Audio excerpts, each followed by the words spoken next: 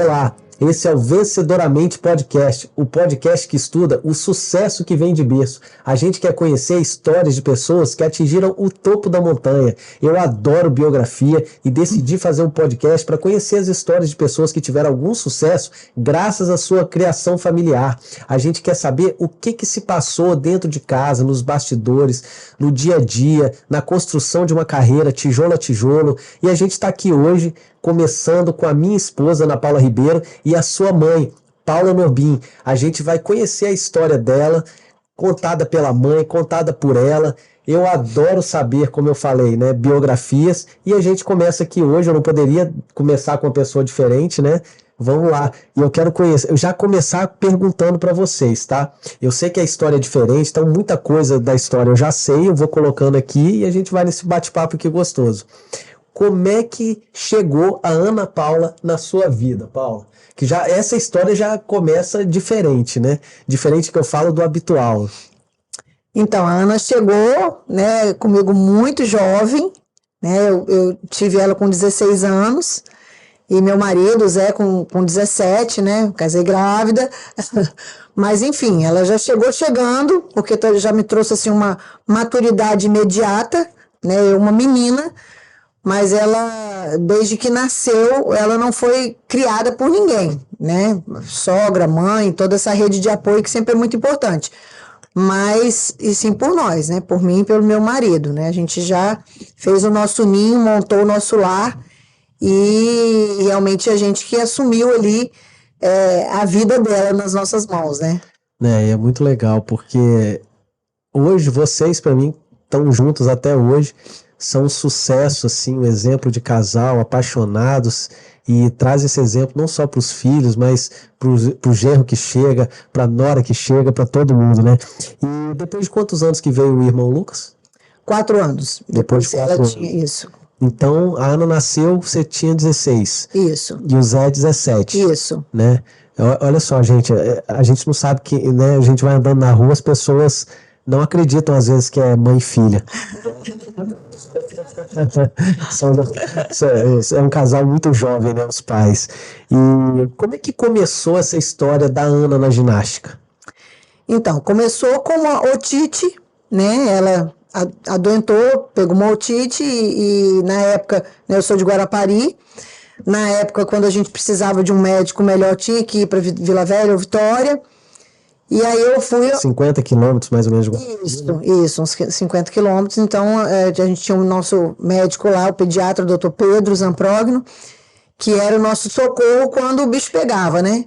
Então, levei ela para uma consulta e aproveitei na consulta e pedi para que ele avaliasse coisas que ela fazia lá em casa que me assustava, né? Posição que ela ficava vendo televisão, com as 2 pernas para trás, assim, e coisas que ela fazia no balancinho lá de casa, né? Onde ela brincava, era perna para cima, perna para lá, e esparcate, era um monte de coisa, assim, que às vezes me preocupava. E aí, foi ele que viu, ficou encantado, e ele me deu o contato da Mônica Queiroz, né, que era treinadora de ginástica daqui do estado, na época, e é até hoje.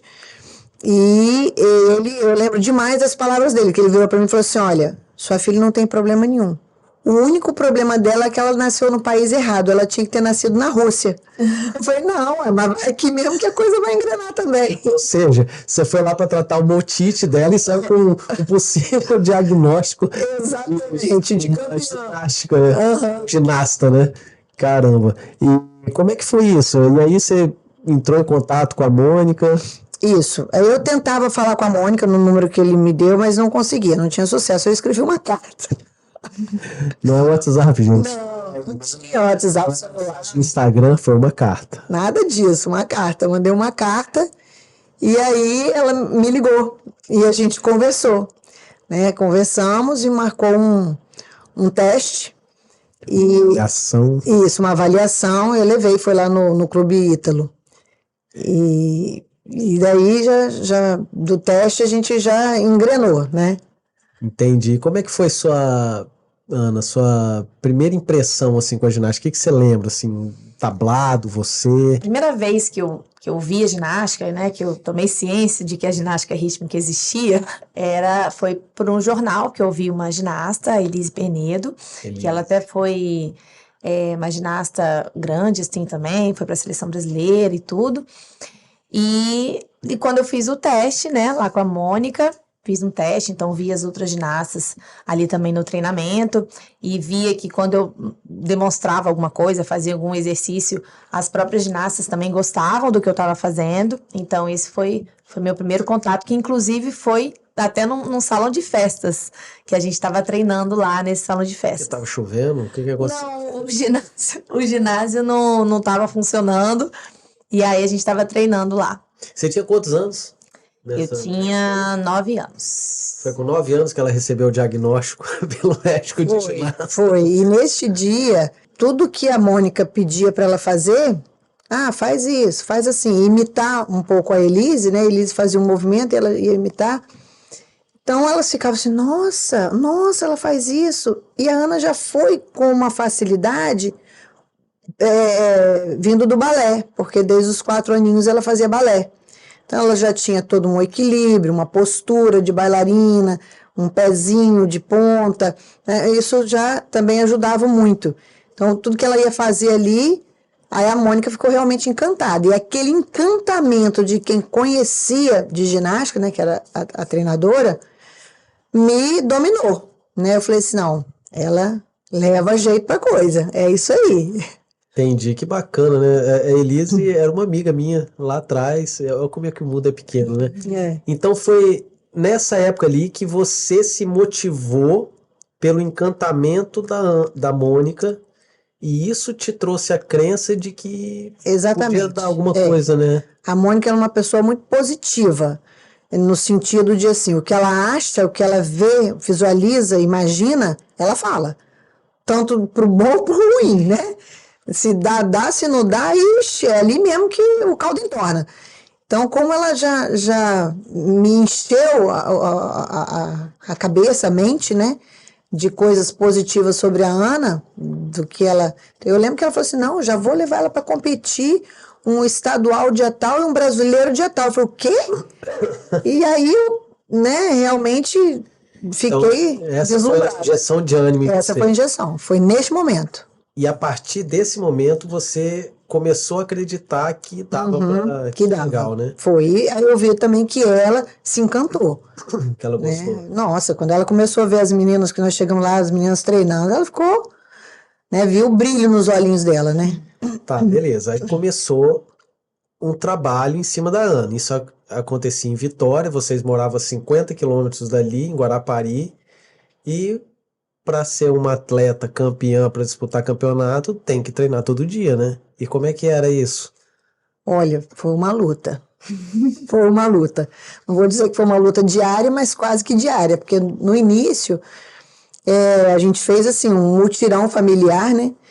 Então, um dia da semana vinha eu, de Guarapari para Vitória, no outro dia meu sogro e no outro dia meu pai. Então, segunda, quarta e sexta, eram os dois avós e eu, né?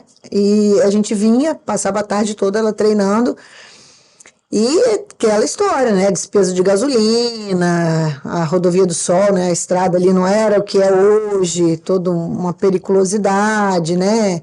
E tudo mais. Era uma rodovia que a gente pegava e não eram poucos os riscos, né? Sem contar as despesas, mas foi realmente um grande desafio essa parte aí. Eu tô pensando aqui o seguinte, você, a mãe naturalmente tem aquele encantamento, ainda mais que a ginástica é um esporte lindo, né? Tá junto com o nado sincronizado ali, disputando qual é o esporte olímpico mais bonito. Aí de repente vem uma técnica super preparada, fala que sua filha tem jeito, você se encanta, né? Imaginando já a filha naquele esporte bonito, projetando ela já disputando campeonatos, tendo um certo sucesso, né? Mãe se encanta. Na realidade, Rodrigo, como é que é isso? Eu me encantei e parti para ação. Porque não adianta a gente só se encantar e não fazer nada. Não fazer nada, exatamente. Né? Ficar esperando. Realmente, assim, eu e meu marido, a gente, né, tem um relacionamento ótimo, sempre fomos pais super presentes para os nossos filhos, para os dois. A gente vivia para eles, praticamente. Então, assim, eu tomei essa frente, essa postura, fiz a cabeça dele também, né? Porque eu tenho um pouco esse domínio sobre ele, entendeu? E parti para cima. Então, o que eu quero saber é o seguinte: a técnica foi, te encantou, você, como mãe, vislumbrou tudo aquilo, agora você tinha que trazer essa notícia, como você falou, para o marido, beleza, convenceu o maridão ali, o pai, e os avós, como que você começa a espalhar isso para a rede de apoio? Porque logo depois dessa primeira notícia maravilhosa, que todo mundo fica feliz, tem o dia a dia, né? Enfrentar esses 50 quilômetros de estrada, numa estrada ruim, perigosa, que tinha que ficar lá a tarde toda esperando ela treinar, e voltar, despesa com gasolina, tempo, enfim. Olha, pela família eu fui taxada de doida. Mas doida mesmo, doida de pedra. Porque, assim, gente, é uma coisa que estava muito longe, muito... Tinha só 9 anos, né? Pelo amor de Deus. Ah, você ia sonhar com uma Olimpíada. Tá, ela tinha 9 anos, mas quando seria essa Olimpíada? Numa maturidade dela, anos e anos à frente. Então, que tinha que realmente estar enxergando lá na frente, apostar nesse lá na frente, né? E a fofocaiada na família era de que a Paula é doida, Paula... Tipo assim, eu sei que rolava de todos os âmbitos, né? Tanto os familiares próximos quanto os mais distantes, né? Você já era uma mãe muito nova, né? E eles deviam falar, é o sonho da mãe projetado na filha. Exatamente, mas nunca foi um sonho meu, porque, gente, eu mal vou na ginástica muito a contragosto fazer meus treinos, porque eu tenho que ir pela saúde. Mas porque eu vi mesmo o brilho nos olhinhos dela, né? E a gente dentro de uma cidade pequena, né? Guarapari. Então, você pensar, além do estudo que você pode dar para o teu filho, né? Que é isso que a gente, né, tenta dar o melhor de educação, dentro de casa e fora, de um bom colégio. É tentar alguma coisa no esporte, né? E que eu sempre achei isso muito produtivo. É lógico que depois eu vi que tem todo o lado bom e também tem todo o lado ruim, mas só quando você entra no alto rendimento que vê isso, né? Nossa, aí já vai dando pano pra manga, né? Antes de perguntar sobre o lado ruim, eu queria saber o seguinte: ela passava o dia inteiro lá, a tarde toda, treinando, possivelmente na escola de manhã, né? Sim. Como é que era esse revezamento entre escola, esse lá e cá, esse balanceamento entre os estudos e o esporte? Ela sempre foi uma ótima aluna, né? Sempre foi uma boa aluna. Ficava entre as 5 da escola, tá? Da escola, não, da minha sala. Exatamente, sempre. Treinava o dia né? inteiro. Uma boa aluna. Porque primeiro era 3 vezes por semana, mas aí depois a Mônica falou, olha, tem que treinar mais para ela conseguir manter, né, o nível, né? Porque sempre tem as ginastas ali que ficam ali junto com você, né? Ali disputando o pódio. Então ela falou, ó, tem que treinar mais. Aí passou 4 vezes por semana, depois passou todos os dias. Eu ia e voltava. Um levava, outro levava, uma tia, um tio. E aí depois também eu vi a van. A van, Topic, uma van para levar e buscar. Então, a van levava estudantes e levava ela também e pegava deixava e pegava no treino, né? Já teve episódio de van esquecer ela no treino, a gente tinha que pegar o carro e ir de noite buscar. Muita história para contar. Saía 12h15 de casa e chegava, era 8 da noite, praticamente. 7h30, 8 horas da noite. E estudando no eu estudava na van, gente. Eu estudava muitas vezes na van, porque tinha os universitários que deixavam na universidade e eu ia treinar, né? E às vezes eu perguntava para eles mesmo alguma matéria, então eu ia meio que estudando ali na van. Chegava em casa morta, só queria cama para dormir. Isso. Todo dia. Todos os dias. Nossa Senhora. Ainda cansa, né? Assim, só de pensar. E final de semana também, né? O todo dia... A gente tem que entender que o todo dia era sábado e domingo também. Às vezes o domingo tinha folga, mas... E aí a família toda, eu, meu marido, meu filho, levar ela para treinar, ficava em ginásio. E essas despesas aí, gente? Casal jovem. Nossa Senhora. Eu fico assim pensando, meu Deus, como que isso tudo deu certo? Como que isso aconteceu? Só foram as mãos de Deus mesmo, porque a gente tinha uma situação financeira mediana, né? Não faltava nada, mas também não sobrava. E os colãs eram caros, as viagens, né, também, tudo, despesa aérea. A primeira viagem dela, que eu fui comprar uma primeira passagem para mim, né, para ir de avião, para acompanhá-la, eu fiquei pagando 1 ano no cartão. Neste 1 ano, ela viajou depois mais umas 15 vezes, então já não dava mais para eu ir, né, para acompanhar. Né? Uma certa vez também, ela precisou fazer um treinamento na Bulgária, e não tinha dinheiro, ela ainda não tinha títulos, né, para buscar um patrocínio, estava no início se preparando. Fui no banco, fiz um empréstimo, aí vem pagando de doida de novo, né? Porque era doida da família, que ninguém... Então, mesmo ela não tendo ganhado nada ainda, você foi lá, fez um... ganhava assim, já era campeã brasileira. Então já tinha títulos ali, né? Tinha títulos, mas não tinha um patrocínio ainda. Muito difícil o patrocínio. Muito difícil. Ainda é muito difícil. Muito difícil. Mas já era campeão brasileiro. Como assim? A gente pulou essa parte da história. Com quantos anos você ganhou o primeiro campeonato brasileiro? Então, no meu primeiro campeonato brasileiro, eu tinha 10 anos, e aí eu fui vice-campeã.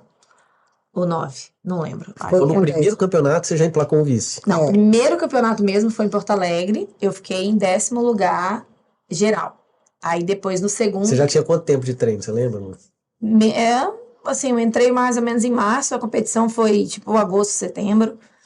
Uns 6 Eu meses. fiquei em 10º lugar no brasileiro. Aí depois no próximo, que eu fiquei vice-campeã, depois vice-campeã, depois campeã. Calma. Acompanha esses anos. Esses campeonatos acontecem de ano em ano. Isso, todos os Então, anos tem você campeonato começou com brasileiro. 9 anos, com 9 você foi 10ª colocada, com 10 anos vice, 11 anos vice, 12 anos o primeiro campeonato brasileiro. Isso. Entendi.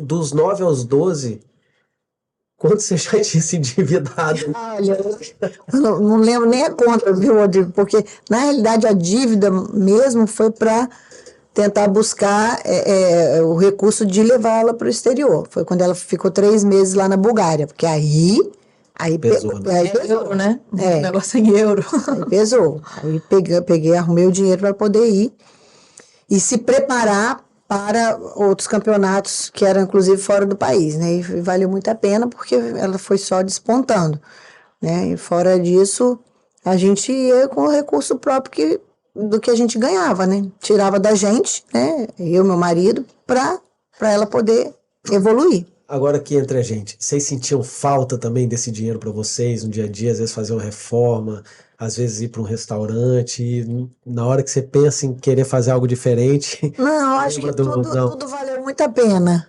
Valeu muito a pena, porque a gente também tinha uma vida social com amigos, com família, a gente estava sempre em sítios da família, final de semana, né? Aquela bagunça. Então, essa parte de ir a um restaurante ou uma vida social, a gente fazia dentro de coisa barata, de que não gastava-se quase nada mesmo, né?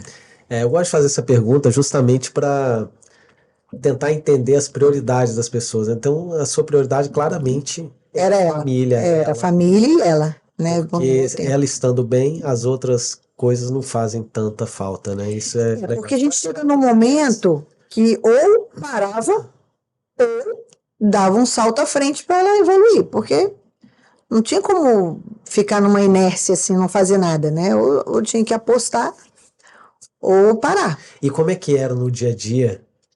Alguém tentando te puxar para desistir? Existia essa situação? Existia. Tinha ali? Como é que era isso? Quando ela se machucava, então, minha mãe, outras pessoas, pelo amor de Deus, olha essa menina, tá machucada, tá isso, tá aqui, porque machuca muito, né? Sente muitas dores. Pelo amor de Deus, você é uma criminosa, olha o que você está fazendo com sua filha. Desse jeito. Mas aí a gente ia superando, né? Ia superando. E como que você trabalhava isso na mente dela? Esses momentos de dificuldade, de lesão, se manter ali persistente. A gente sempre estava assim. Não sei se a Ana pode falar um pouco melhor, porque sempre buscava o tratamento, sempre acolhia em casa, sempre com carinho. O nosso lar sempre foi de muito amor, né, filha? Graças a Deus. E nunca deixei ela, assim, desanimar, né? Porque esses processos aconteciam de se machucar, mas ia tratando. A própria Mônica também já dava, não, vamos melhorar, vai ter isso, até lá dá tempo, e ia seguindo o fluxo. Entendi.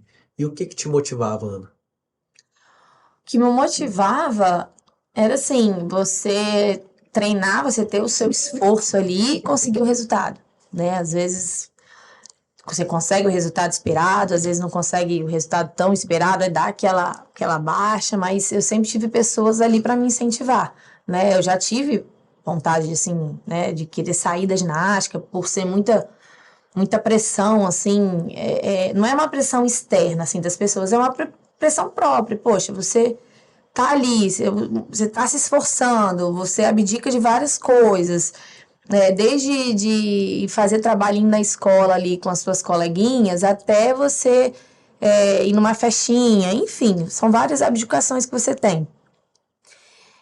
E aí você tem o resultado, poxa, valeu a pena meu esforço, né? Nossa, eu consegui ser campeã brasileira, tipo assim, eu sou o melhor do meu país numa coisa, isso é muito legal, isso é muito legal. Então eu tinha incentivo também da escola que eu estudava na época, então eles me ajudavam nas provas, né? Então eu conseguia levar bem, né? Porque eu sentia que eu tinha uma rede de apoio.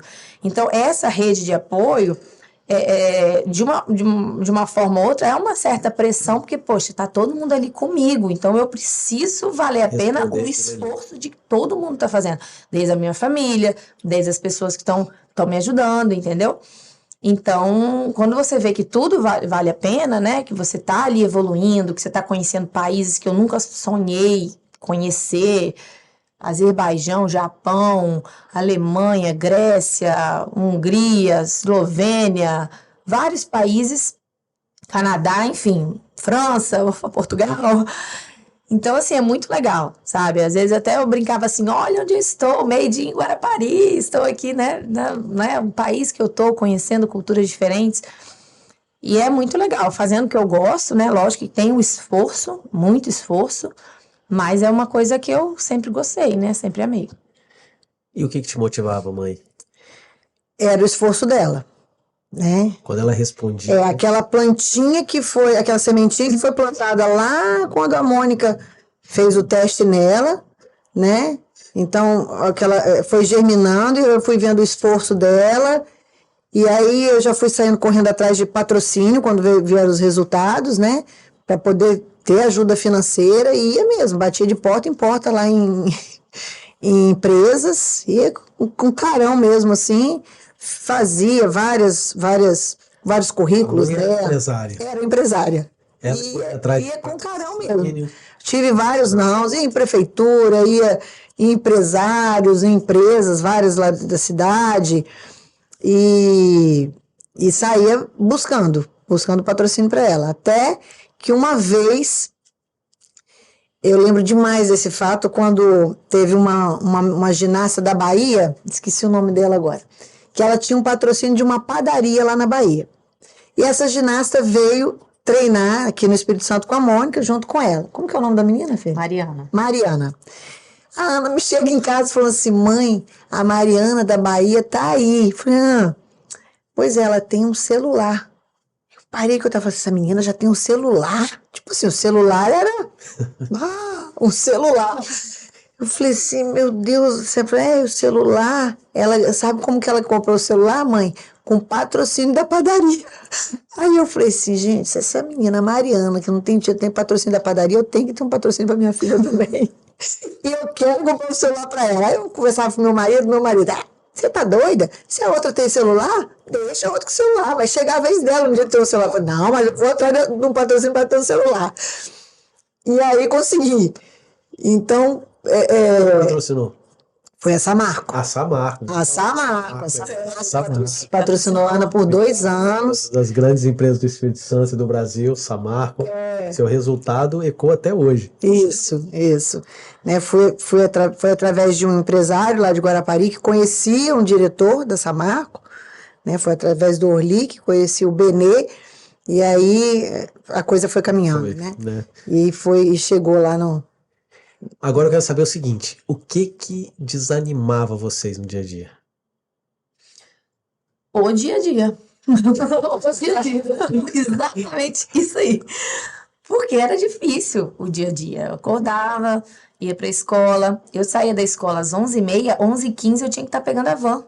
11h15. Não, meio-dia. Meio-dia e 15, desculpa. Meio-dia e 15 eu tinha que estar lá. Luiz, lá da catedral, tu mesmo, Pepe, eu já tinha que descer correndo. Então, assim, eu tinha 40 minutos para sair da escola, almoçar, me arrumar, entrar na van.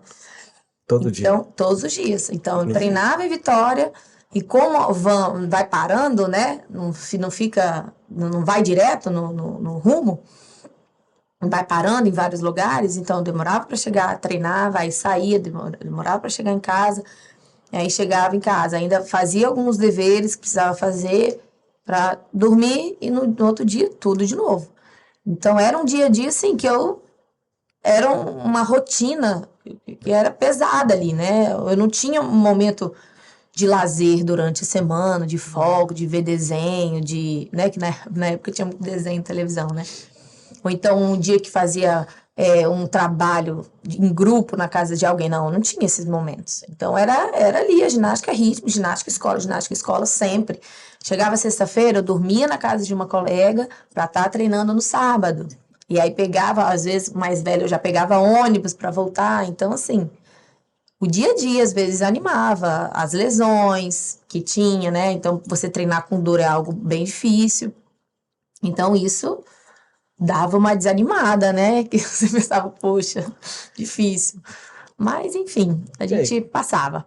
E quando você tem um filho, assim, que tá conquistando alguma coisa, tendo um destaque, como é que fica o irmão em casa? Como é que você equilibra a atenção, esse pessoal de fora falando? Às vezes, né, acontece. Fala muito de um, não fala do outro. Como é que é isso? O irmão Você equilibrava era 4 anos mais novo. Eu tentava, na medida do possível, suprir essa atenção extra que eu dava a ela. Não tinha como.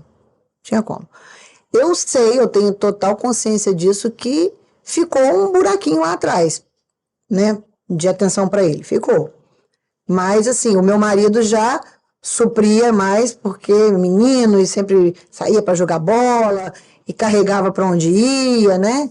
Então, e que também essa ligação com o pai para ele foi muito importante, né? Esse mundo masculino aí. Mas eu sei que ficou. Principalmente quando ele me via, às vezes, em alguns momentos, que ela estava num momento ruim, ou num momento de lesão, ou num momento de algum tipo de decepção, de resultado, o que for, que ele me via triste, eu sentia que ele também sentia muito por mim, né? Então, era uma coisa que contagiava todo mundo, tudo que era positivo, tudo que era negativo. E ele, não é que ela era culpada de eu estar sofrendo, mas ele era 4 anos mais novo, era uma criança, né? Por que minha mãe tá assim? Por que minha mãe tá com o olho vermelho porque chorou? Por que minha mãe tá triste? É por causa da minha irmã, né? Essa coisa assim. Mas, de um modo geral, funcionava bem. Ele ia para ginásio também, levava bola, ficava jogando bola do lado de fora, e o pau quebrava. Família toda sempre muito envolvida. Sempre, né? Muito envolvida. Entendi. E esses momentos de tensão, de tristeza, como você falou, tomava conta ou sempre tinha alguém que puxava para cima? Como é que funcionava isso? Como é que vocês saíam porque você estava triste, mas tinha ela que de repente você precisava tirar ela primeiro da tristeza. Como é que era isso? Às vezes esses momentos ela não estava perto, né? Porque ela já estava treinando fora, já estava na seleção, ficou morando um tempo em Aracaju, ficou morando um tempo em Curitiba, onde eram centros de treinamento, né?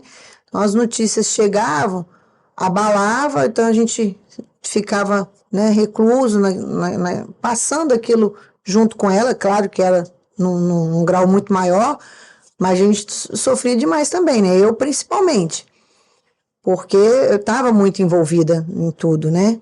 No dia a dia das coisas. E ela morou em muitos lugares diferentes, em casas de um, de outro, campeonato. Morei em Vila Velha. Como é que era? Ficava muito na casa das minhas colegas aqui de Vila Velha, Louise, Patrícia, Tayane. Depois morei em Aracaju, depois em Curitiba, depois voltei para Aracaju. Aí teve uma época que a seleção foi em Vitória, então morei em Vila Velha de novo. Então a gente ficava onde a seleção estava, eu acompanhava.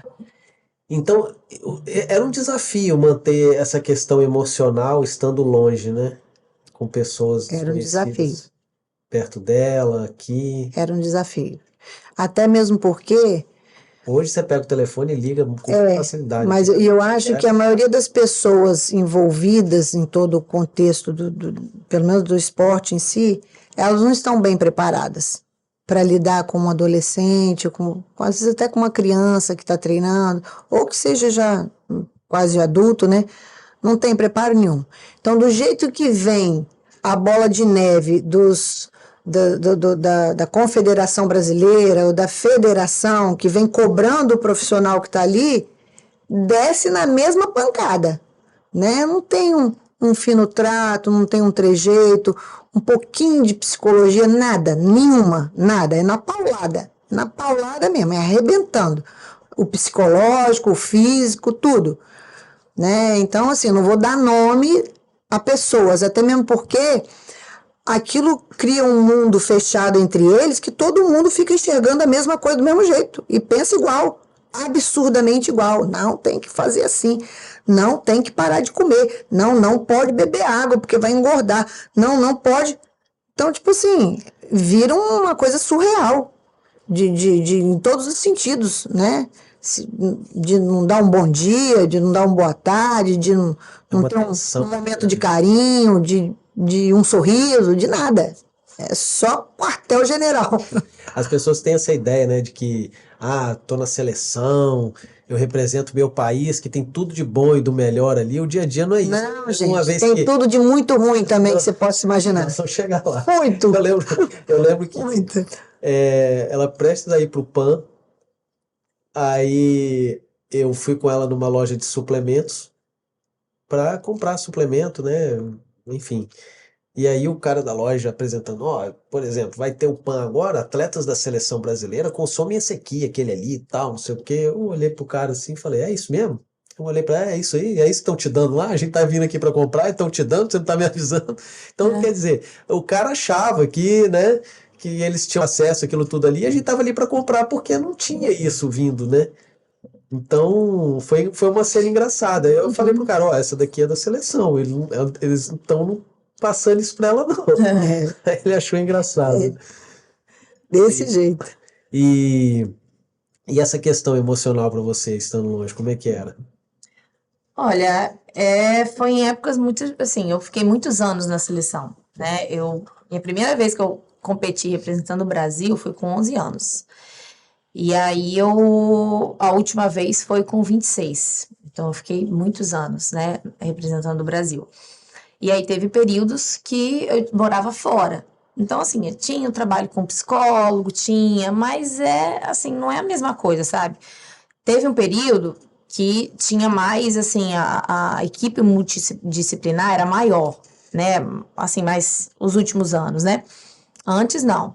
Então, eu vejo às vezes que tem um esforço para melhorar a qualidade de vida das ginastas e tudo, mas não é a mesma coisa de você estar em casa, né, de você conseguir conversar com alguém abertamente, porque ao mesmo tempo que você está morando ali com as suas colegas de equipe, você está morando também com as suas concorrentes, porque está todo mundo ali, assim, ou lutando por uma vaga, ou por uma melhor colocação. Então tá todo mundo ali, são suas amigas, são quase suas irmãs, que você mora junto, você estuda junto com elas, você treina junto com elas, mas você não tem e compete exatamente contra elas, né? Às vezes por uma vaga, mas também é junto com elas, porque é uma equipe. Então, quando eu fui da seleção de conjunto, né? Então, assim, é uma coisa meio confunde a cabeça, sabe? Fica meio complicado. Mas eu vejo que tem um esforço com psicólogo e tudo, mas não é a mesma coisa de você estar em casa, né? Tendo o apoio da família. Às vezes, alguns momentos que você esquece que existe a ginástica e relaxar um pouco a cabeça. Não, você está 24 horas ali, de segunda a segunda, no meio da ginástica. Eu lembro que o primeiro campeonato que eu fui assistir, você participando, tinha as outras concorrentes, né? Claro, eu ali... Eu vou torcer para essa menina aí errar, né? Comentei isso. Você brigou comigo. Não pode. Você não pode torcer para ninguém errar. Torce para eu acertar. Eu falei, quem torce sou eu torço como eu quero.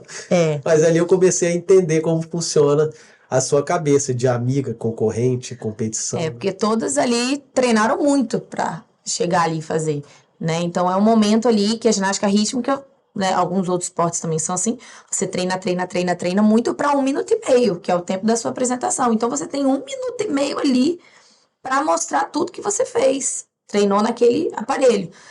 Então, você torcer para uma pessoa errar, aconteceu um episódio também, que inclusive foi num brasileiro que aconteceu na minha cidade, em que tava o ginásio inteiro torcendo por mim, né? Mamãe fez.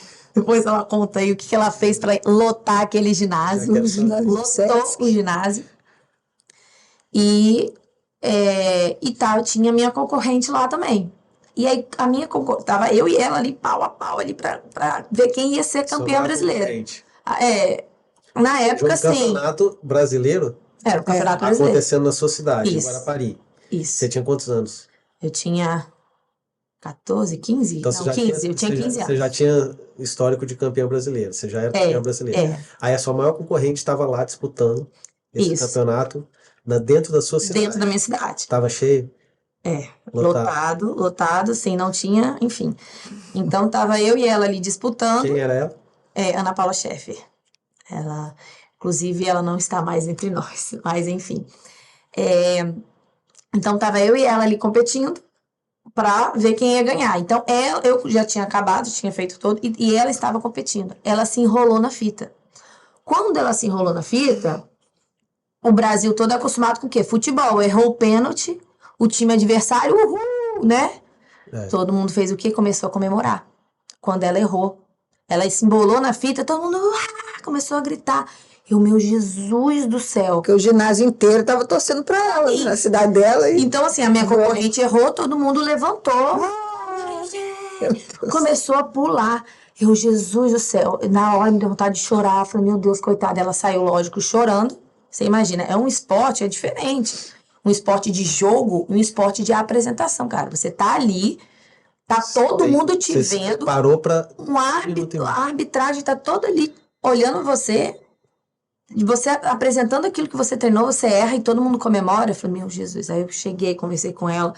Desculpa, Ana, pelas pessoas, não sei o quê, né? Conversei, mas eu ia fazer o quê? Falar, gente, não faz... Não, já tinha passado. Mas em esporte, gente, esporte de apresentação, por favor, não pode vaiar, mesmo quando eu errar, jamais. Enfim, deixa isso aí com cada torcedor. Agora eu quero saber o seguinte, esse campeonato brasileiro que aconteceu na sua cidade, como é que esse campeonato foi parar na cidade da Ana Paula? Foi parar o seguinte, eu tinha muito contato, né? Muito contato de estar me comunicando com a presidente da federação aqui na época, né? Até mesmo das viagens que a Ana estava envolvida, que tinha às vezes patrocínio do governo do estado, essas coisas assim, então a gente está sempre se falando. E aí esse campeonato ia vir para o Espírito Santo, ia vir para Guarapari, quando a Dalza, na época que era presidente da federação, me perguntou se eu ajudaria ela dentro da cidade para a gente buscar alguma coisa, né? De ajuda para poder levar para lá. E pela Ana ser de lá também, né? Então a ideia partiu da própria presidente da federação.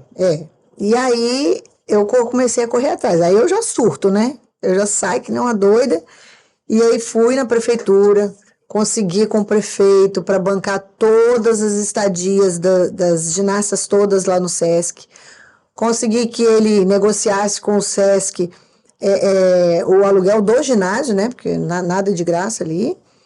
E aí junto tava a alimentação das meninas. Então, tipo assim, já foi uma verba gigantesca que se economizou, né? Que a prefeitura de Guarapari, na época do seu Antônico Gotardo, ele conseguiu isso. E eu lembro que eu fui lá com reunião, com várias pessoas, e já estava toda envolvida com o povo da prefeitura. E aí a Dalza depois, né, tudo já encaminhado. Dalza, presidente da federação. Presidente da federação, virou para mim e falou assim, Paula, olha o tamanho desse ginásio. Eu falei, é grande, hein? Porque o ginásio do SESC lá de Guarapari é muito grande. Como que nós vamos encher isso aqui? Eu falei assim, deixa comigo. Deixa que eu vou fazer o meu trabalho formiguinha. Aí mandei fazer uns cartazes. E a Dalza também depois me mandou uns cartazes do próprio evento, né? E mandei fazer mais cópias. E fui simplesmente em todos os colégios de Guarapari. Mas todos, todos. Conversei com todos os diretores e colava o cartaz. Sempre tem aquele mural de colégio, botava ali com os alfinetinhos e pedia para os professores avisar os alunos. Até que eu fui também, eu não me dei por satisfeita, fui na empresa de ônibus da cidade. E onde os ônibus ficam na garagem, né? Conversei com o cara e falei assim, não, minha filha, mas não pode, mas o que tem? Olha, é a nossa ginasta da cidade, Ana Paula, ela daqui vai competir. Falei, olha, faz o seguinte, a senhora vai ter meia hora para entrar na garagem, a quantidade de ônibus você conseguia colocar, gente, eu sozinha e Deus, tá? Ninguém pagava de doida comigo, não, era só eu mesmo. Não via meu marido, não via ninguém. Eu falei, tá ótimo. Eu com a fita crepe na mão, aquele rolo de monte de coisa aí, entrei em vários ônibus, e sozinha, ônibus por ônibus. Eles ficam com a gretinha de distância disso aqui, né? Um do lado do outro. Ia atrás ali do motorista, que tem aquele vidro, e colava. Colei simplesmente em todos que estavam na garagem, em meia hora. Meia hora. Em meia hora, em todos. Tinha, assim, uns 30, tá? Que entrou Tinha no muito ônibus. Todo mundo viu Mas... no colégio, e o ginásio lotou. Nunca tinha se visto um ginásio lotado daquele jeito numa competição no estado. E a pressão? Sua cidade inteira olhando você ali, disputando com a Ana Paula Scheffer, sua maior concorrente da época. Assim, quando você entra ali na quadra, você meio que desliga de tudo, que você tem que prestar atenção no que você tem que fazer. Você, né? Porque se fosse eu, já tinha porrado toda ali fora. Então, mas assim, quando você entra, você sente aquela pressão, mas quando você entra ali para competir, você tem que pensar em lançar a bola direito, recuperar direito e fazer os movimentos. Então Você treinava isso na sua mente? Não, desligar? Você não tem como executar o que você executa numa série de ginástica rítmica prestando atenção em outra coisa, pensando em outra coisa. Você não tem como. É impossível você... Por exemplo, um exercício... Mas como você se preparava para isso? O dia a dia do treino mesmo.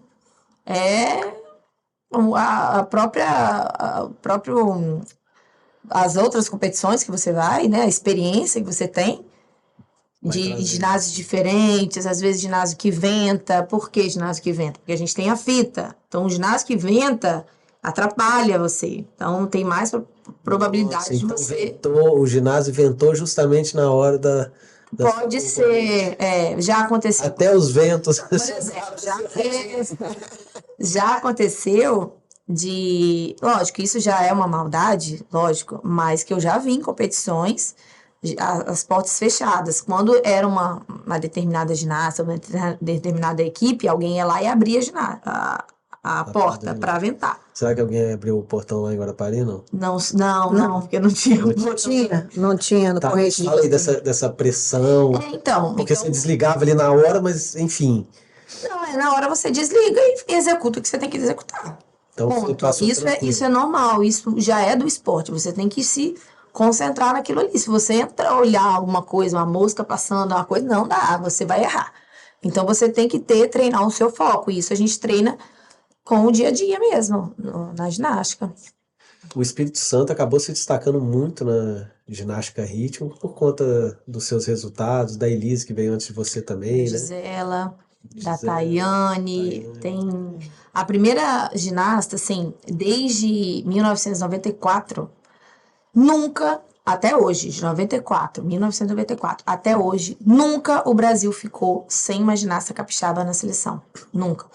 Inclusive, na Olimpíada de 2016, foram 6 ginastas. 3 eram capixabas. E as outras 3 eram... Então, assim, o Espírito Santo sempre foi muito forte. Espírito Santo e Paraná, né? Os 2 mais fortes. São os 2 mais fortes, assim, historicamente, são os 2 estados. Por conta dessa tradição que vocês conseguiam trazer os campeonatos para cá, né? Veio esse em Guarapari, né? Que encheu. E também teve um outro campeonato, se eu não me engano, foi no Álvares Cabral, em Vitória, que encheu também, né? Qual campeonato era esse? Foi um pré-pan. Foi o pré-pan. Antes do Rio, né? Isso. Não é só 2007. Mesmo... não é mesmo... Pré-pan de 2007? Não, é o pré-PAN de 2007. O PAN então foi em 2007, o pré-PAN foi em 2005. 2005. Isso. Mas Aí esse encheu também. encheu também, mas a gente não consegue só o campeonato por conta da tradição, alguma coisa assim. É também as condições que se oferece. Olha, eu quero fazer uma competição e eu ofereço essas condições. Vai ter um ginásio, vai ter isso, vai ter aquilo, lá. Eu ofereço e vai ter isso, isso e isso. Aí a confederação vê para onde vai, entendeu? E como é que foi esse pré-PAN? Lotado lá? Lotado. Sentiu a pressão Não, o pré-PAN foi pior do que o brasileiro em Guarapari. Foi mais Foi uma loucura. Porque o ginásio do Álvares é maior do que o do Sesc. Sim. E também a mídia do estado, né? Televisiva, mídia de rádio, todas as mídias. Já estava muito acostumada com o nome dela e inclusive uma das coisas que ela já era um... já tinha todo um destaque, todo um destaque. A Ana foi a primeira ginasta aqui do estado a receber o Prêmio Brasil Olímpico, não foi? Nenhuma outra ginasta. Então, eu fui com ela receber o Prêmio Brasil Olímpico no Rio de Janeiro, junto com o Ronaldinho Gaúcho, junto que premia com os melhores do esporte. Os melhores do Brasil, né? O melhor do vôlei, do handball, porque eu não lembro direito o nome daquele Robert Shire da vela, né? Várias pessoas ali. Então, assim, ela já vinha numa sequência de títulos e de destaques, e quando teve esse pré-PAN, foi exatamente o que deu essa premiação, acho que do Brasil Olímpico para ela, que ela foi a primeira medalha de ouro também no pré-PAN. Foi. Né? A primeira ginasta a conseguir na fita. Então, assim, vários títulos e várias coisas que ela conquistou que realmente a mídia já trazia isso, então o ginásio enchia.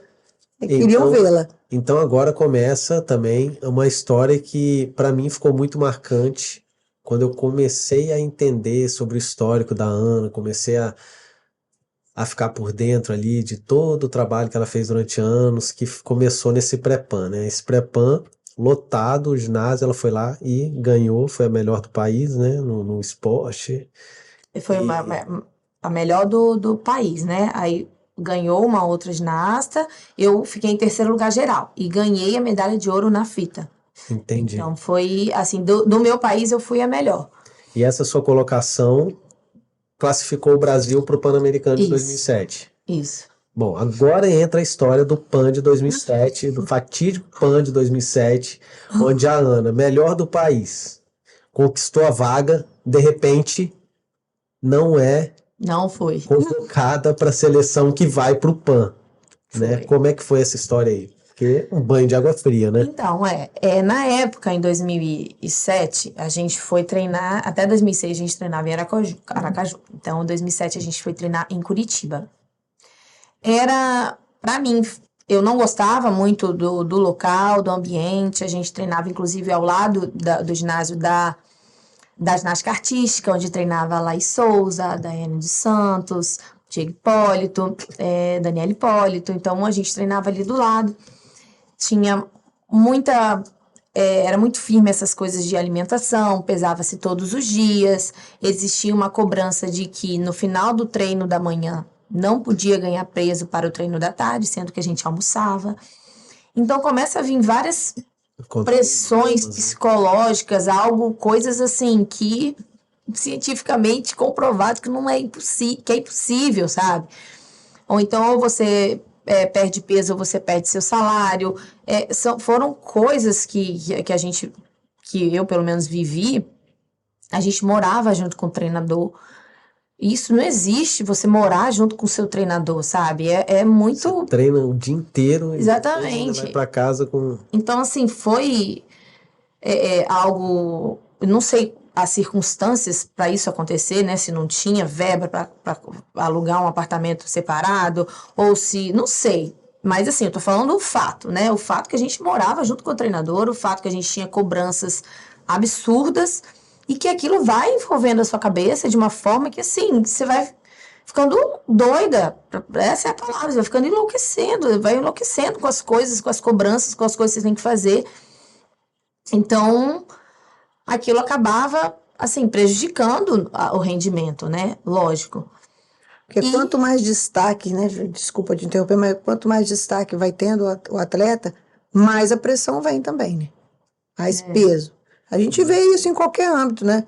Vê no futebol o Neymar, você vê O Ronaldinho, qualquer outro. competição Então de vai 98. destacando, aí vem toda uma pressão psicológica de tudo quanto é jeito e sem o menor fino trato, aquilo que eu falei lá no início da nossa conversa, né? E aí, nesse ano, eu fiz propaganda da Caixa, junto com a Laís, com o Daiane dos Santos e Diego Hipólito. A gente fez Eu cheguei a ver essa propaganda. a gente fizemos propaganda para a Caixa Econômica.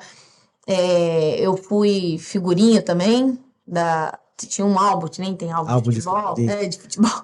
Aí eu fui figurinha também do álbum do PAN e tudo. Eu lembro sua mãe falando que entrava no banco e via o cartaz. Isso no Brasil inteiro, né? Imagina. Caixas Ônibus eletrônicos. plotado também, né? Aham. Teve uma história dessa, um ônibus Lá no- plotado, Caixa Econômica, sua foto. Aeroporto do Rio de Janeiro. Era você, Daiane dos Santos e Diego o Hipólito Hipólito das e Campas da Laís Caixa, Souza e também. Laís Souza. E você no ônibus. Você chegou pra mim esses dias. Ela chegou pra mim esses dias e perguntou assim: Mas vem cá, esse pessoal aí tá nesses álbuns de figurinha da Copa.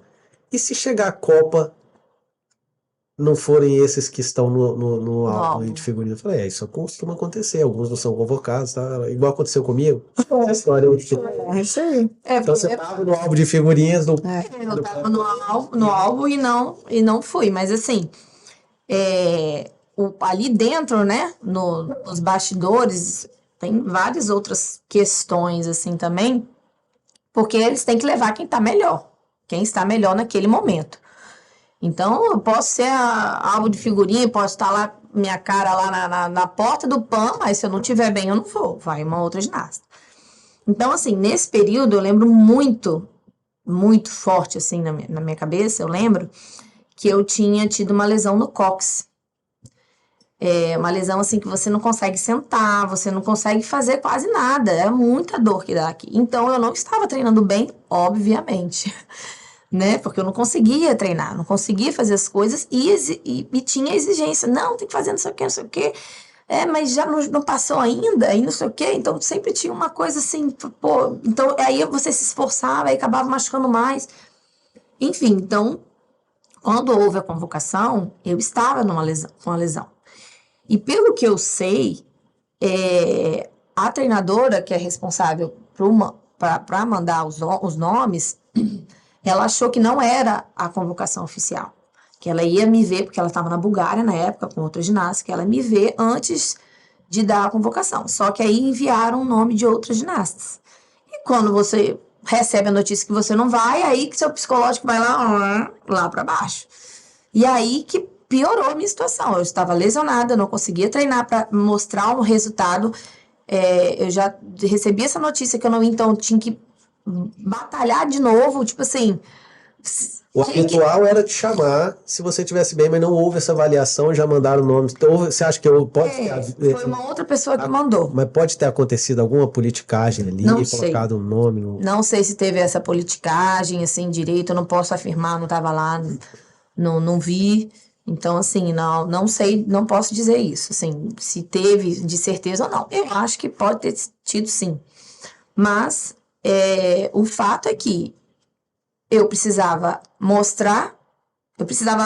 batalhar de novo por aquele lugar, sendo que eu não tinha minhas armas, eu estava com meu corpo lesionado, com a lesão no cóccix. Então, assim... Faltava quanto tempo pro PAN? Faltava aqui um mês, mais ou menos. Um mês, um pouquinho menos. Mas tinha tempo pra você se recuperar? Tinha tempo de me recuperar. Só que, assim, a lesão no cóccix dura, sei lá, uns 3, 4 dias, 5 dias, eu acho. Nossa, então é uma coisa... Dava tempo, só que com a notícia, aquilo mexe, entendeu? Com você que vai ser... Aí você começa a errar, você começa a desesperar. Fala, meu Deus... A cada passagem da minha coreografia no treino é como se fosse uma competição mais importante para mim. Era essa sensação, entendeu? Falei, caraca, eu tenho que dar o meu máximo aqui agora para eu ver se eu consigo recuperar o meu lugar no PAN. Era essa sensação que eu tinha que... A cada vez que eu passava na música, eu tinha que mostrar tudo de mim ali. Só que eu não conseguia. Não conseguia. Ou era... Eu tava ainda com a lesão... ou era porque eu já não conseguia, o meu psicológico já estava tudo bagunçado já na minha cabeça. Quantos anos você tinha? Tinha, ai meu Jesus, 2007, eu tinha 17, 18 anos. 18 anos. E aí, veio a notícia que você foi convocada. Como é que foi isso, mãe? E o mundo caiu. Ela realmente sozinha foi. lá, junta com a treinadora, É, com as concorrentes. Minha mãe Você foi morava, você morava com a concorrente? morava todo Oi. mundo junto. todo Então mundo você ainda junto. estava no meio ali da... Assim, eram minhas amigas. Aí, inclusive, umas eu tenho contato até hoje. Inclusive, a que foi no meu lugar, adoro ela, a gente tem contato. Então, assim, é uma rivalidade ali de você estar entrando numa competição ou Sim, não, mas você né? vive para aquilo ali também, né? Você... Lógico, mas a gente é amiga, entendeu? Não tem isso. Mas minha mãe apareceu lá de surpresa. Quando aconteceu, eu e E meu você... marido, né? como é A que gente foi? foi. Você recebeu a notícia? Aí foi realmente muito chocante, né? Porque a gente vem acompanhando ali toda uma evolução e de repente vem essa pancada ali e realmente ela não estava bem. Era o auge até então, né? É, O auge dela no esporte, o auge das competições, enfim. mas tem coisas, nem tudo está na mão da gente, né? Então, aí pegamos um avião, fomos para Curitiba, chegamos lá, porque ela realmente estava muito arrasada, muito detonada, psicológico totalmente deteriorado, estava estraçalhada depois dessa notícia, né? Então a gente foi realmente para juntar os caquinhos da nossa filha, porque foi uma pancada, né? E aí depois ela foi para o Rio, que ela foi assistir, enfim, a passagem dela estava comprada já pela confederação, então ela foi assistir o PAN e depois ela voltou para casa e passou um período em casa, né? Mas foi assim, foi meio que um luto mesmo, né? Não foi fácil, não. Tanto pra gente, a cidade toda, né? Todo mundo Tinha um comentava. samba enredo também. É. Ela. Uma escola de samba que fez até uma homenagem para mim nessa época. Isso. E tava toda a cidade, assim, já preparada. Então, assim, não era só o meu luto. Eu sentia que por minha causa estava toda a cidade de luto, entendeu? E todo mundo perguntava, cadê? Por que ela não vai? O que aconteceu? E não sei o quê. Esse foi o ano do samba enredo, né? Tem um amigo Foi. meu, Rodolfo, que sempre fala, cara, eu conheço uma pessoa que tem um samba enredo com o nome dela. Pois é, eu também conheço. Foi. E aí, nesse ano, eu ia sair.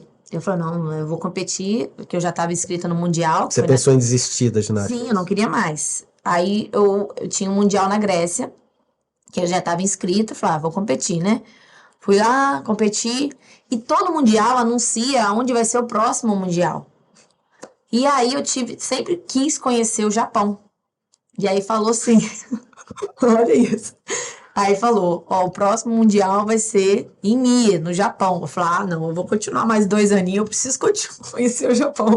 Preciso conhecer o Japão. Então foi até um meio que incentivo mesmo, assim, para eu continuar.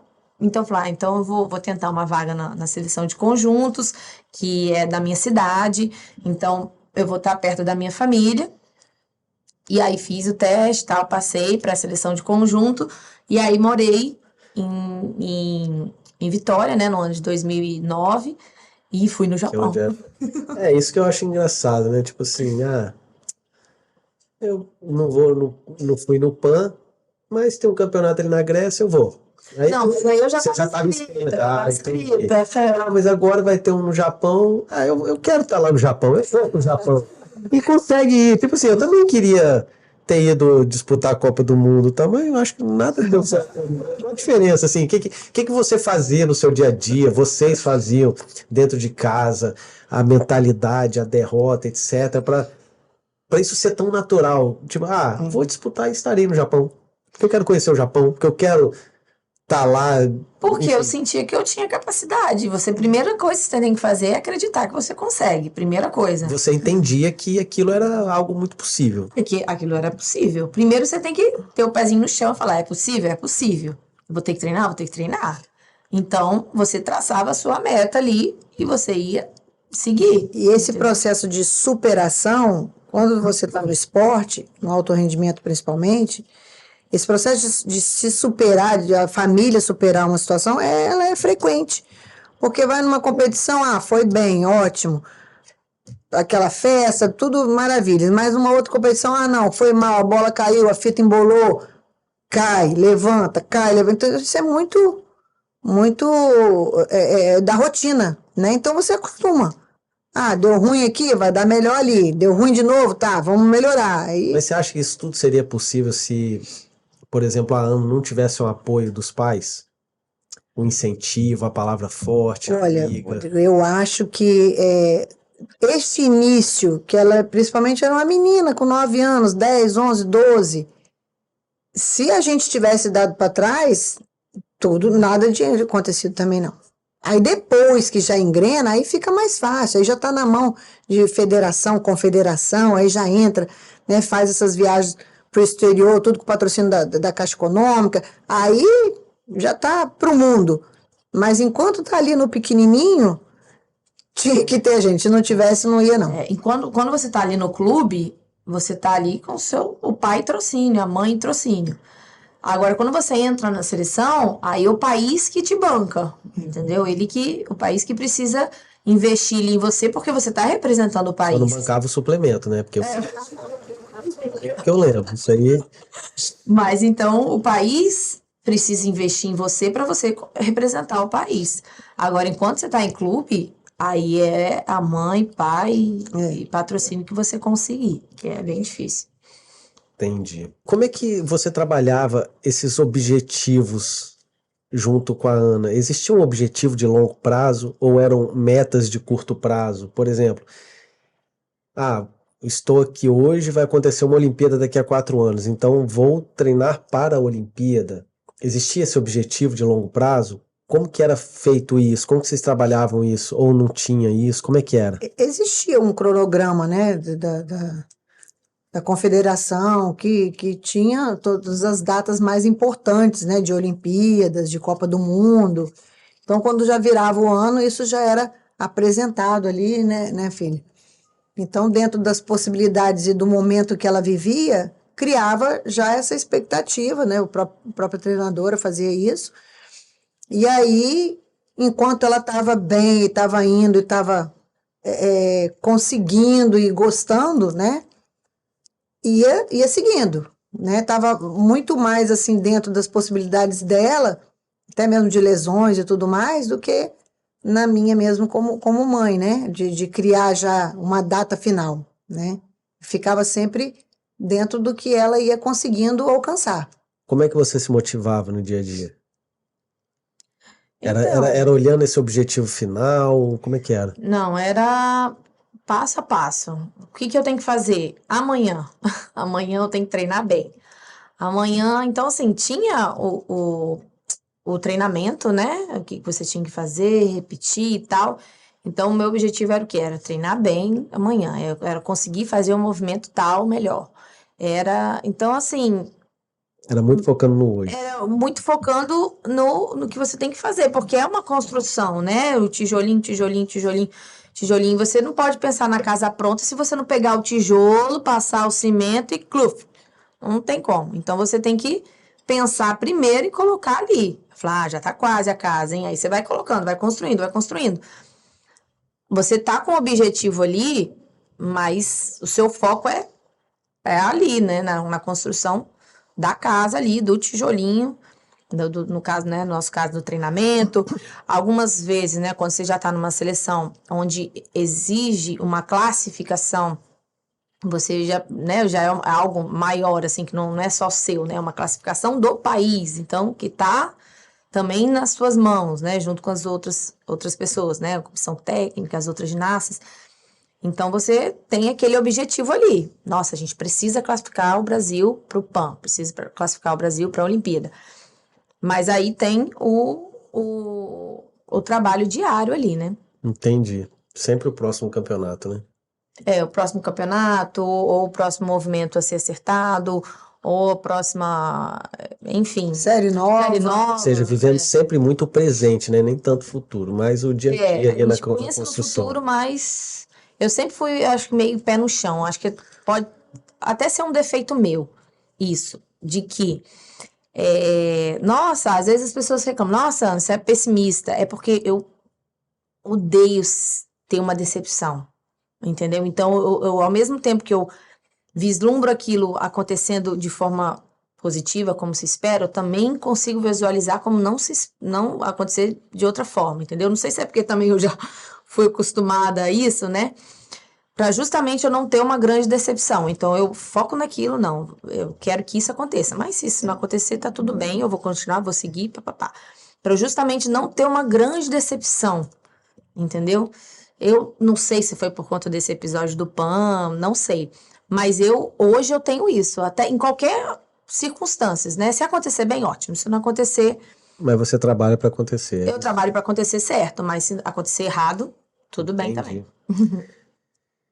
E você falou que pensou em desistir em 2007, e mãe, e você pensou em desistir, em desestimular, ou então... Eu pensei em desistir junto com ela. Sinceramente. Isso em 2007? É. Chega, até... É porque a gente cansa, né? Ela cansa dentro do mundo dela, da ginástica, mas todo mundo que a gente vivia também, até das pessoas cobrando, e aí? E aí?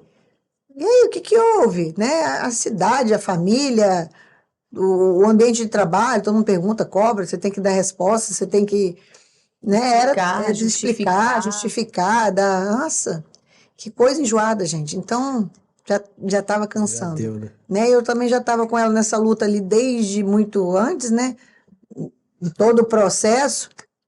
Então já estava assim, né? Eu também passei por uma fase ruim, né? Quando isso tudo aconteceu, eu também fiquei bem triste, em depressão mesmo, praticamente. Ficou magra, assim, ó.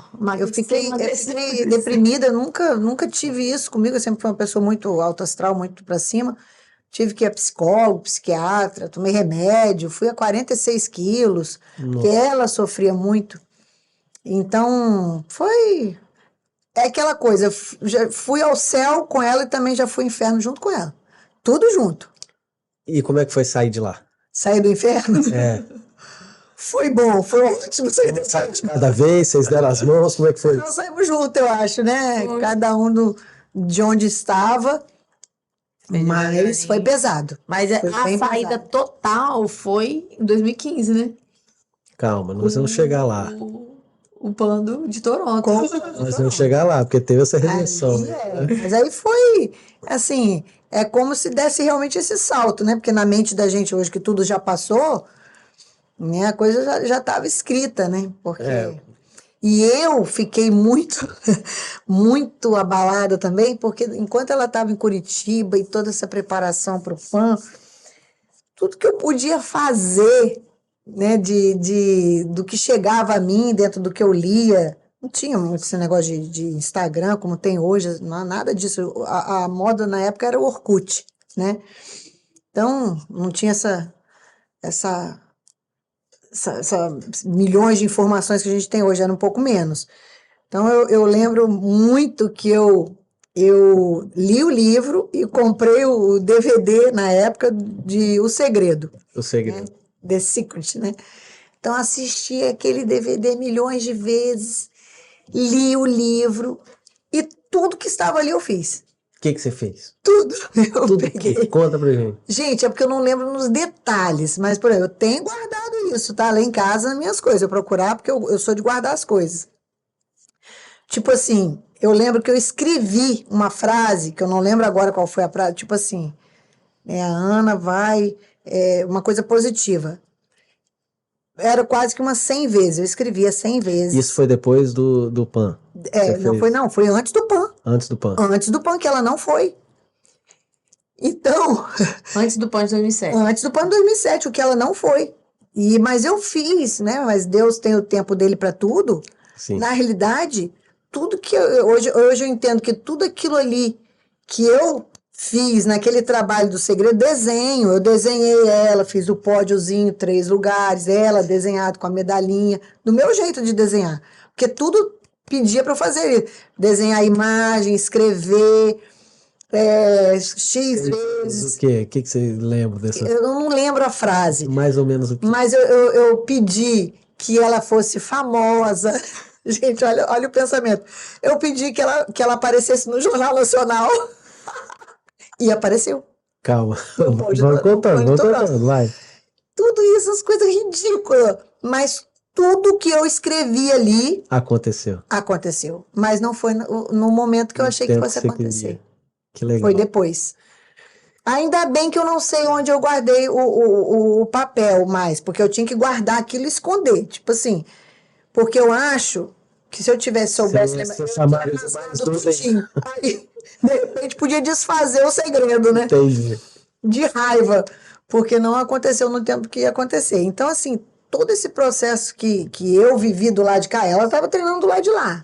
Só pancada, só pressão E eu aqui, os seus pensamentos, meus pensamentos, minhas mandingas de orações, orações. entendeu? Eu participei na época também, eu sou católica, então tenho um grupo ainda até hoje de mães que oram pelos filhos. Então, Tô nesse grupo aí. eu via esse processo dela de lesão, cada dia, às vezes, a vozinha desanimada, mãe, tô com dor. Então, gente, o que eu podia fazer era rezar. E eu ia uma vez por semana no grupo de mães que oram pelos filhos e joelho no chão e o pau quebrava na oração. Era terço, era rezando e era o segredo, gente, tudo eu fazia. Gente, Para o bem. isso são as coisas que fogem ao senso comum que ajudam Sim. tudo a dar certo. Sim, mas eu acredito muito que Você tá emocionado? contribuiu. Vem, né? Toda aquela história, assim, emociona. Principalmente tudo que vem do Altíssimo, né? Eu acho que é muito verdadeiro e acontece mesmo. Se você tem fé, se você pede com força, vem, mas não vem no momento que a gente espera, né? Nem do jeito que a gente E quer. nem Às do vezes jeito vem que até melhor, né? vem até melhor. Ó, agora vamos pular para 2013. Aí eu quero contar a história. Foi quando eu conheci a Ana, né? E quando eu conheci, em 2013, ela já estava parando, né, no esporte por conta da idade. Ela até foi uma das, ou a ginasta mais velha a competir, né, ou uma das mais velhas, né? Enfim, Eu acho você que sim. continuou muito tempo no esporte. E quando eu te conheci, você estava parando já. Uhum. E eu lembro que ia ter um campeonato brasileiro, você não estava nem treinando. E você falou: eu vou treinar porque eu preciso treinar por conta Do Bolsa do Atleta. Bolsa Atleta, então vou competir. Aí você começou a treinar um mês antes do campeonato e totalmente sem expectativa nenhuma. Você falou pra mim: não estou em condições de ganhar nada, vou lá para competir. Chegou lá, você ficou em terceiro lugar geral. Aí pra mim foi muito legal porque eu vi você competir, né? Porque até então eu só tinha as histórias das pessoas que me contavam, né? E aí eu fui ver você competir e chegou lá, você ganhou o terceiro lugar, acho que chegou a ganhar na fita também, não lembro mais. E aí, 2013, né? Aquela coisa, aquele resultado, acho que ela se empolgou e continuou treinando, né? Não naquele ritmo, né? Eu lembro que você já falava, não treino nem perto do que eu costumava treinar, etc. E aí, a gente foi passar férias nos Estados Unidos, né? A gente noivou, a gente foi passar férias nos Estados Unidos, eu acho que isso já era 2015, 2014. Né? 2014. Não. Aí quando a gente foi aos Estados Unidos foi 2015. É isso. E aí, no meio das férias, ela recebe a ligação da técnica da seleção convocando ela Pro PAN. pro PAN de 2015. Foi. Eu tava olhando pra cara do Mickey lá, na Disney.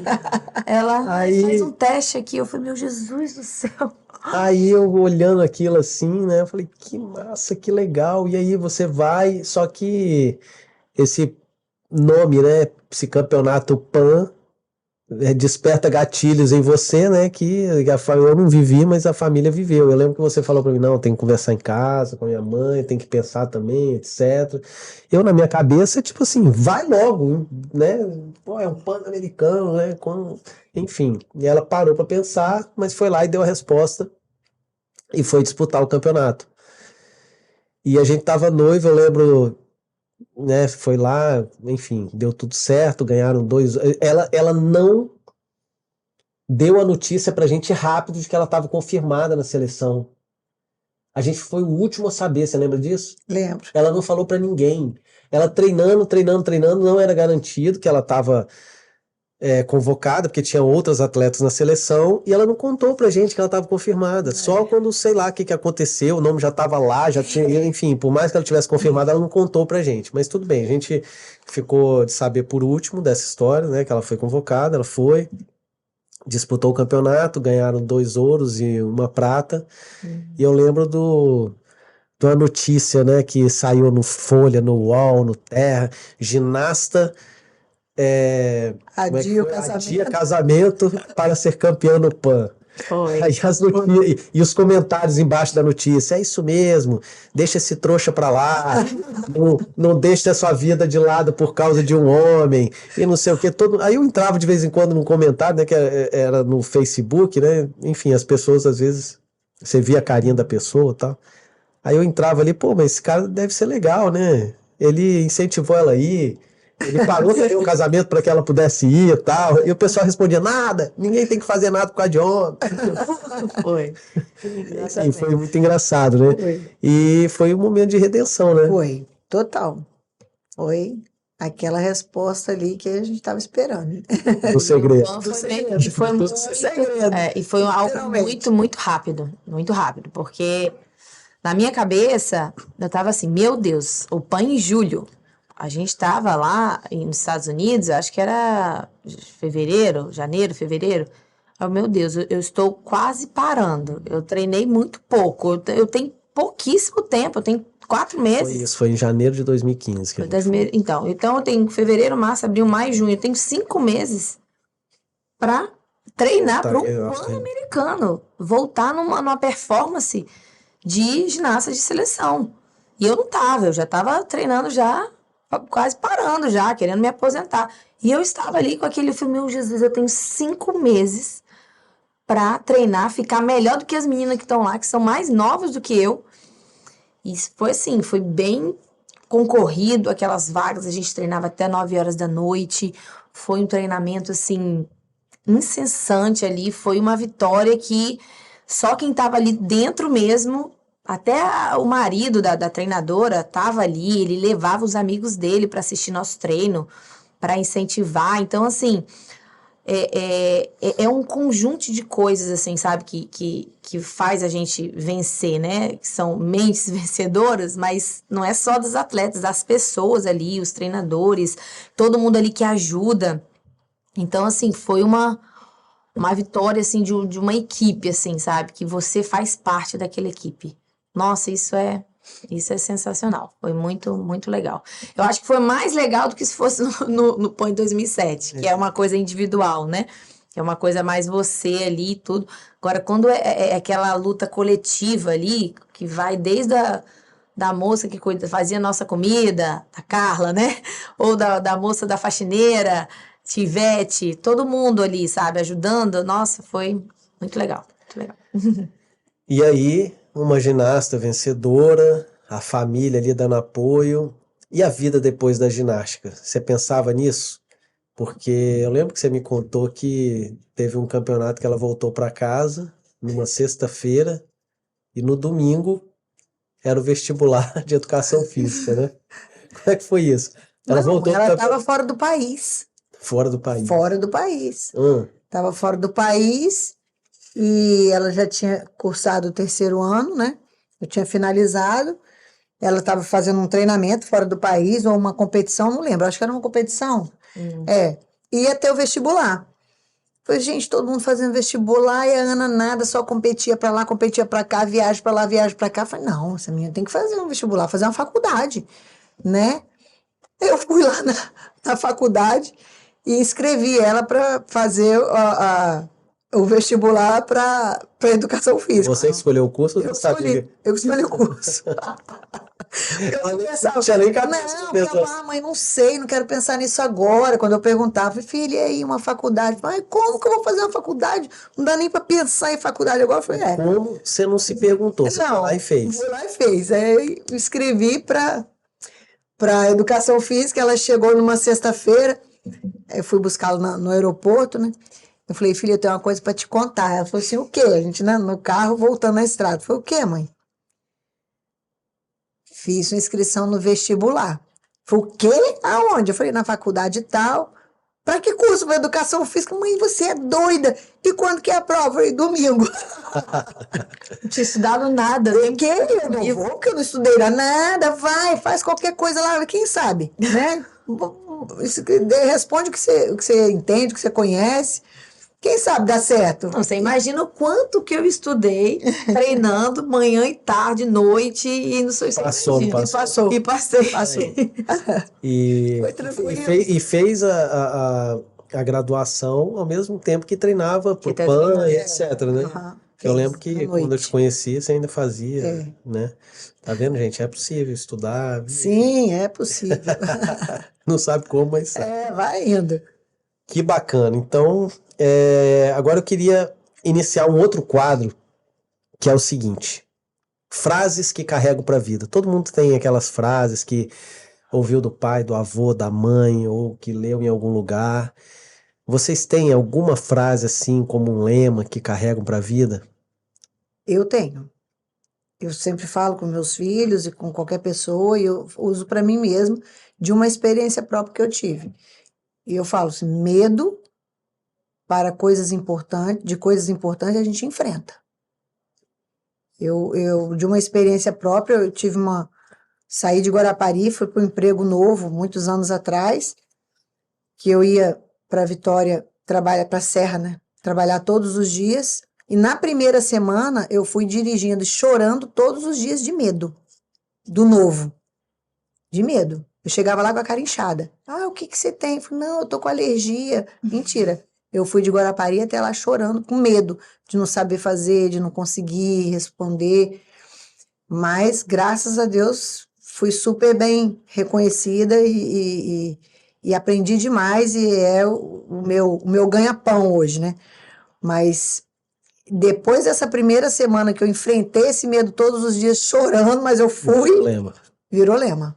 Como é que é a frase? Medo de coisas importantes A gente enfrenta.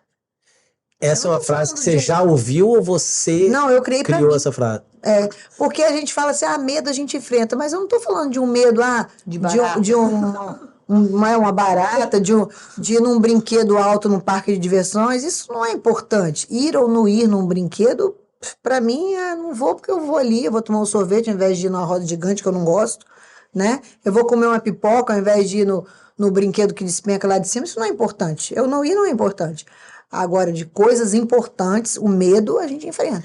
Ou seja, o medo não é ausência de coragem, né? Exatamente. Você vai uma na barreira. viagem, É uma barreira. você tá com medo, mas vai com medo mesmo, né? Vai com medo medo, mesmo, e em depois frente. passa. Legal. Muito bom. Você tem alguma frase assim que você quer deixar, que você pensa? Então, foi uma frase que eu escutei também da minha treinadora, Mônica. é a Mônica. Você não tem que ter sonhos, você tem que ter metas. Uma vez perguntaram assim, qual é o seu sonho? Não, você não tem que ter sonho, porque sonho, você sonha deitado, dormindo.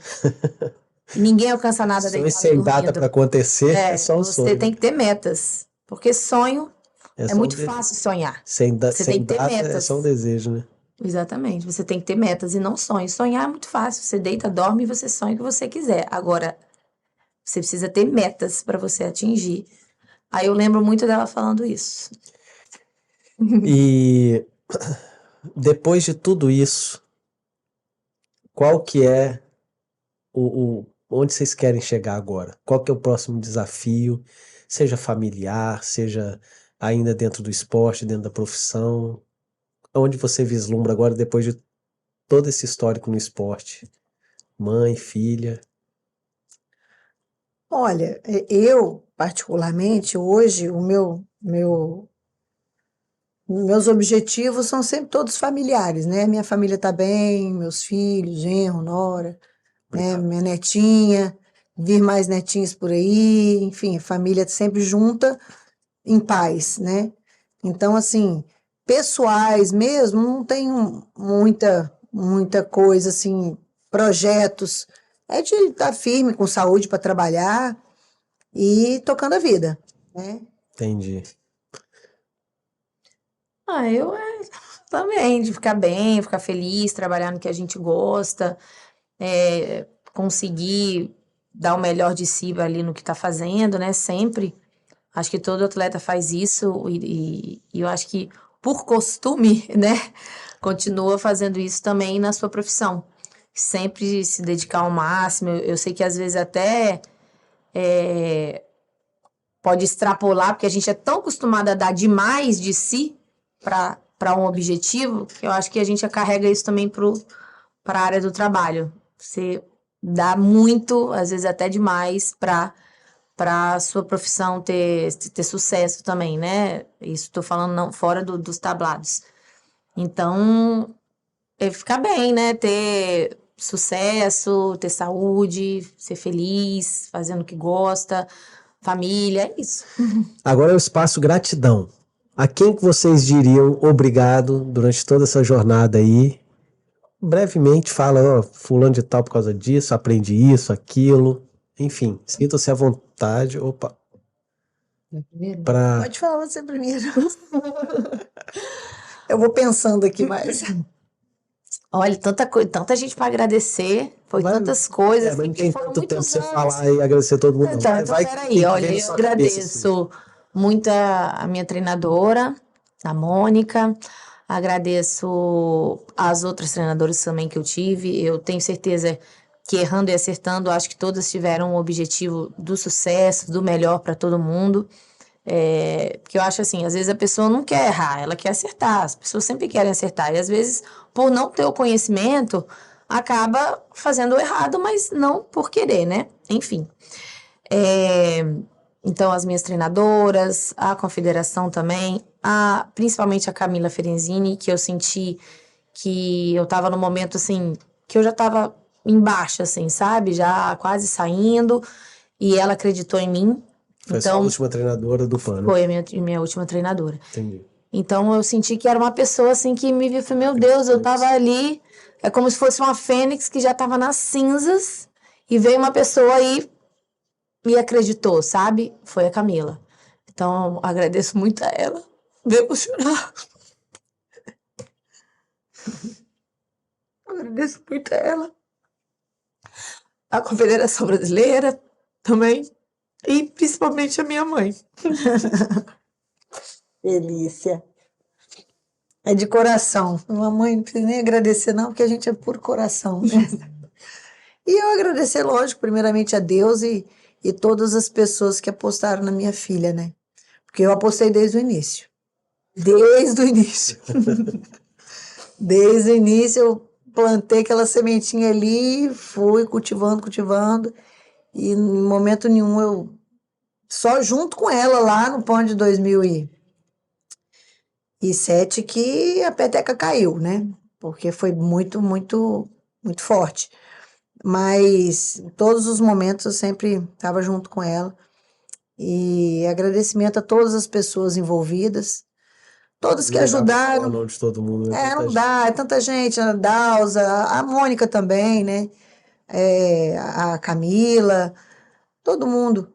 E até pessoas, que não preciso dizer o nome aqui, mas que contribuíram negativamente, mas a gente acaba aprendendo, né? Com essas pessoas também. Acaba aprendendo. Às vezes até mais com quem faz o bem, né? Gente, eu agora agradeço por vocês acreditarem também nesse novo projeto. É a primeira edição do Vencedoramente Podcast. E eu queria começar contando essa história linda, que eu vivo ela com vocês todos os dias, e compartilhar. Agora a história de vocês está contada, isso já vai gerar um link e vocês compartilhem com todo mundo. E quem estiver aí assistindo, tá? Curte, comenta, compartilha, se inscreva no canal. É muito importante a gente fazer essas histórias chegarem a mais pessoas. A gente vai entrevistar outras pessoas contando a sua história. Biografia é muito legal, né, gente? Então, a gente sempre aprende alguma coisa ouvindo a história de alguém, né? Por exemplo, olha que lição legal essa frase do medo, a questão do painel do segredo que a Paula fez. Enfim, tanto aprendizado que fica. Eu fico agradecido de vocês terem acompanhado a gente até aqui também. Um beijo. Fiquem com Deus e até o próximo episódio.